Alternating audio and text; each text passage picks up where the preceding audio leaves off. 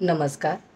ज्येष्ठ साहित्यिक कवी वपू काळे यांच्या 92व्या जयंतीनिमित्त साहित्य संपदा आयोजित वपूर्वाई या कार्यक्रमाअंतर्गत मी सौ हेमलता विस्पुते वाशिमहून सरांची एक कथा सादर करत आहे.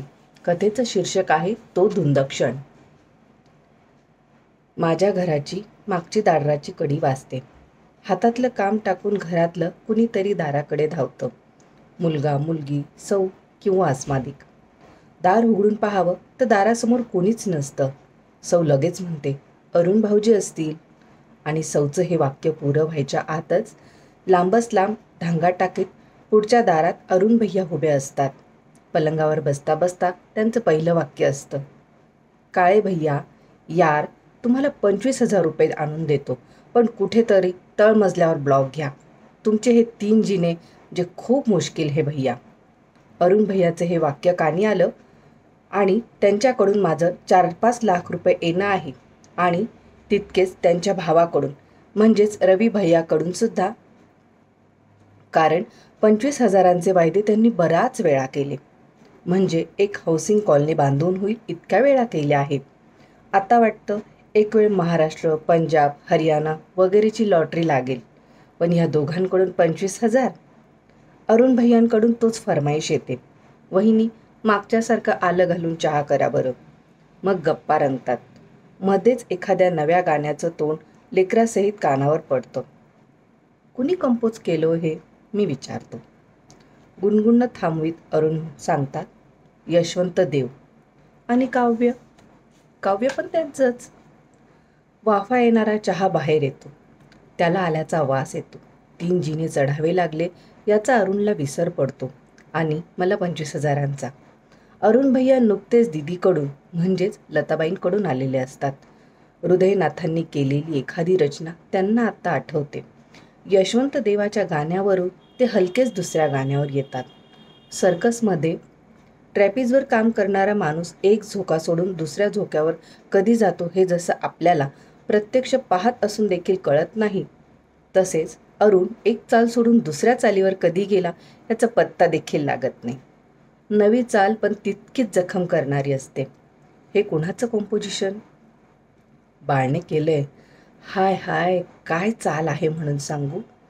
अरुण घायाळ होत सांगतात. आम्ही दोघं अरुणकडे पाहत राहतो. हा प्राणी काय भाग्यवान आहे. हाच विचार आम्हा उभयंतांच्या मनात या क्षणी आलेला.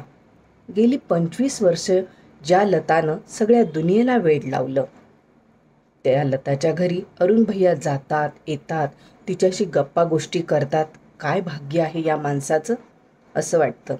हृदयनाथ, आशा, उषा सगळी मंगेशकर फॅमिली अरुण भैयांच्या अगदी जवळची झाली आहे याचं आम्हा उभयंतांना अप्रूप वाटतं. सौ तसं बोलूनही दाखवते. अरुण भैया ती गोष्ट खरोखरच स्वतःलाही फार भाग्याची वाटते असं सांगतात. ते सांगताना त्यांच्या चेहऱ्यावर मंगेशकर मंडळींच्या बाबतीत गाढ आदर, कौतुक आणि अभिमान असे सगळे भाव एकदम प्रकट होतात. आम्हाला अरुणचा हेवा वाटतो.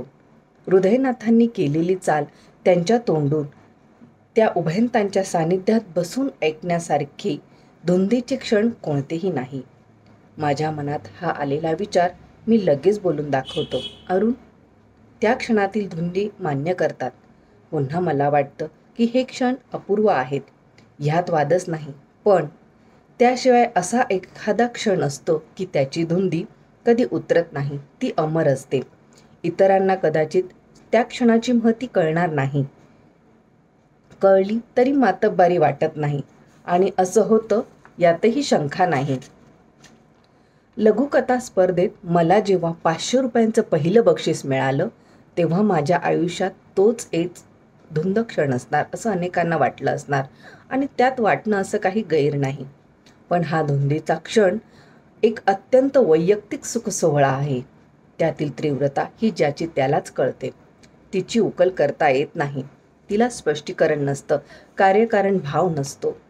अमुक एक घटना घडली, अमुक एखादा कार्यसोहळा हातून पार पडला किंवा आयुष्यात अमुक एखादी व्यक्ती परिचयाची झाली आणि ती आप्त बनली की आयुष्याचं सार्थक झालं असं प्रत्येकाने मानलेलं असतं. त्याच्या जीवनातला पूर्ततेचा तो क्षण असतो.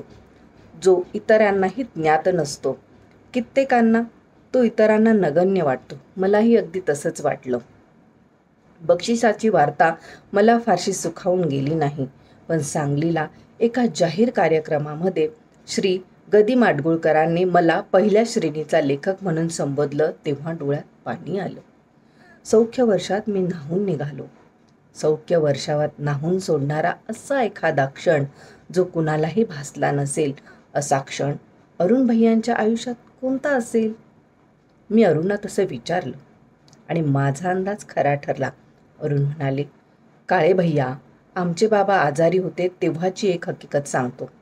माझा गाण्याचा कार्यक्रम होता षण्मुखनंद हॉलमध्ये, ज्याला प्रेस्टिज प्रोग्राम म्हणता येईल असा कार्यक्रम. खूप मोठ्या मोठ्या कलाकारांची हजेरी तिथं लागायची आणि मी मात्र सकाळपासून बेचैन. का? मी विचारलं. असं काय करता? भाऊजींना डिप्रेशन आलं असेल. एवढा मोठा कार्यक्रम व्हायचा म्हणजे असं व्हायचंच. नाही वहिनी, मनावर दडपण होतं, पण ते कार्यक्रमाचं नव्हतं. बाबा घरी आजारी होते आणि डॉक्टरांनी त्यांना पलंग सोडायला सुद्धा बंदी केली होती. माझं मन नकळत कोमेजून गेलं. मी गायला लागलो ह्याचा बाबांना एवढा आनंद होता, एवढा अभिमान होता की मला मिळणाऱ्या त्या यशानं त्यांचं आयुष्य सार्थ झालं होतं.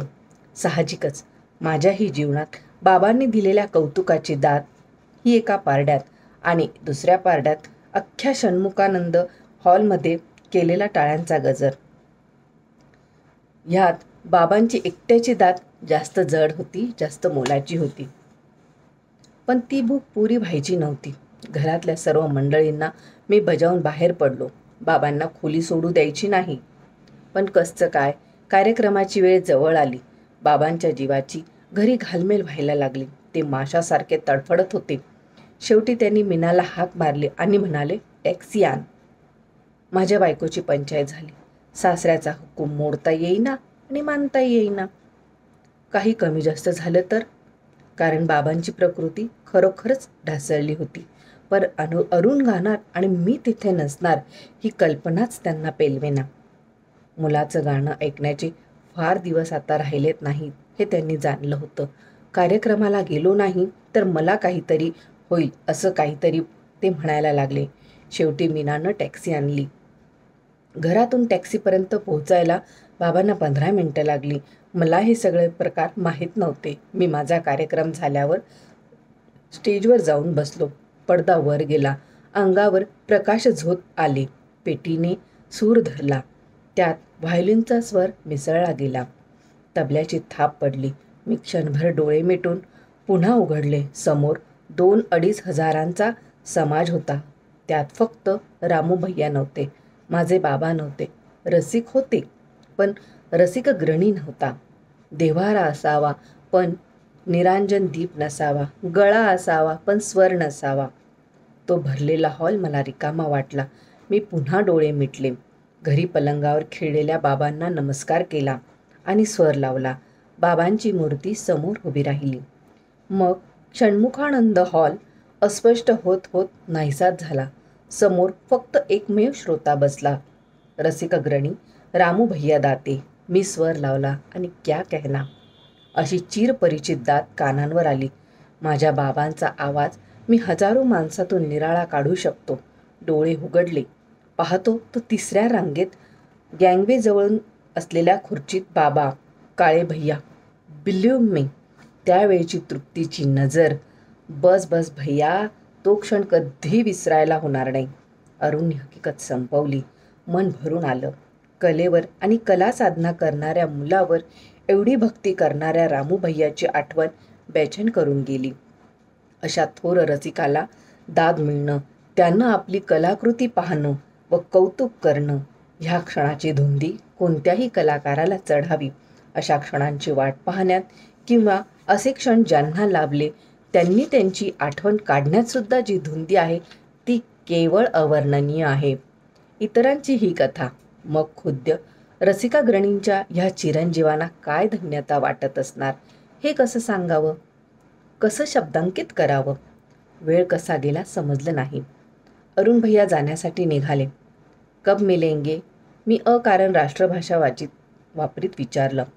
जब याद करेंगे तब. येताना 25,000 घेऊन या, मी आठवण करून देतो. धन्यवाद.